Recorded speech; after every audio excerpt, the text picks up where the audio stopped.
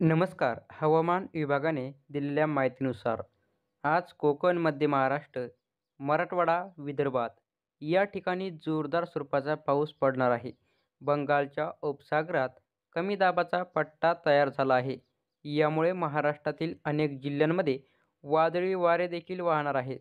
त्यामुळे मुंबई, पुणे, रायगड, रत्नागिरी, ठाणे, कोकण या ठिकाणी मुसळधार स्वरूपाचा पाऊस पडण्याची शक्यता हवामान विभागाने वर्तवली आहे.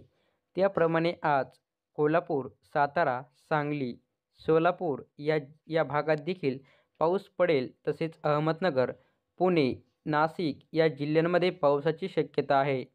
मराठवाड्यात देखील पावसाची शक्यता या जिल्ह्यांमध्ये आज मेघगर्जनेसह राहील.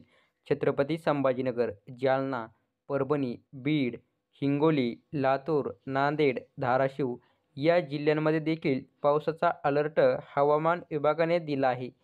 काही दिवसाचा ब्रेक घेतल्यानंतर आता पुन्हा एकदा संपूर्ण महाराष्ट्रात जोरदार पाऊस कोसळण्याची तयारी झाली आहे. काही विभागात जोरदार पाऊस राहील. असेच नवीन अपडेट जाणून घेण्यासाठी सबस्क्राईब करा. धन्यवाद.